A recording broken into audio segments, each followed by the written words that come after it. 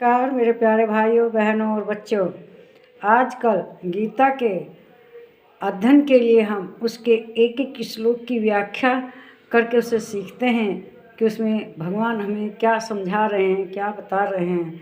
बता तो वह अर्जुन के रहे हैं, लेकिन अर्जुन के माध्यम से हम सीख रहे हैं, क्योंकि इसमें ये तो अर्जुन की कहना संयोग कहिए कि उन्होंने ऐसा अवसर दिया भगवान को कि उन्होंने गीता की रचना की।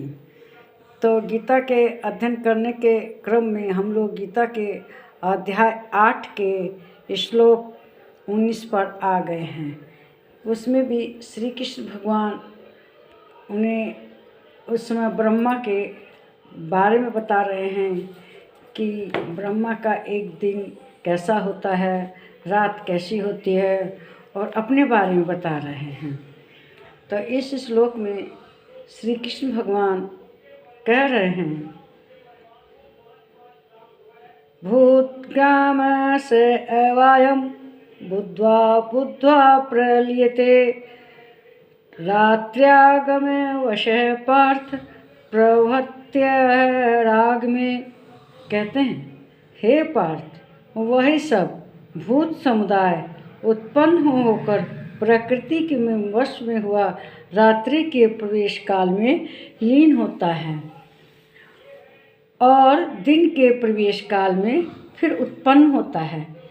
तो इसमें श्री कृष्ण भगवान ब्रह्मा के दिन और रात के बारे में बता रहे हैं।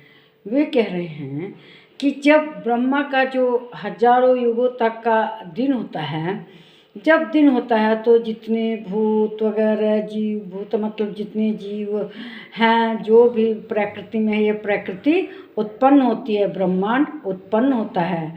और जब उनका प्रलय काल होता है, जो कि एक दिन के बराबर होता है, तब यह सारी सृष्टि ब्रह्मांड समाप्त हो जाता है।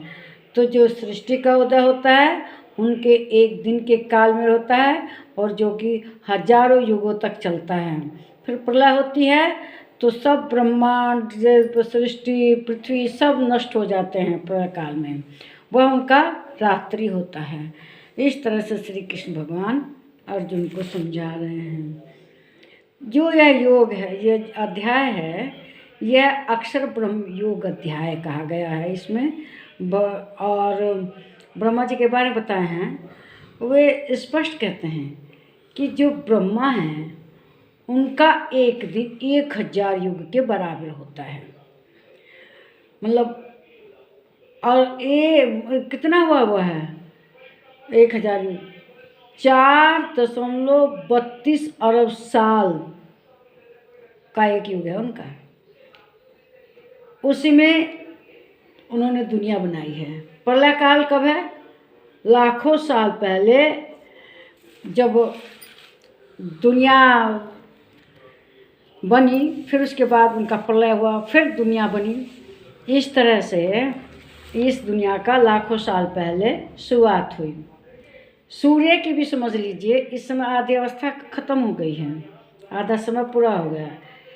एक नया ब्रह्मांड जो सूर्य पहले था, फिर उसके बाद आया है ये। तो इस तरह से क्रम चलता रहता है। ब्रह्मा जी का दिन होता है, सृष्टि का निर्माण होता है, फिर दिन समाप्त होता है, रात होती है, प्रलय हो जाता है, और एक नया ब्रह्मांड बनता है, फिर वह नष्ट हो जाता है, फिर दोबारा नया ब्रह्मांड बनता है। इस तरह से प्रक्रिया चलती रहती है। मतलब पैदा होता है ब्रह्मांड, फिर समाप्त हो जाता है, विलय हो जाता है।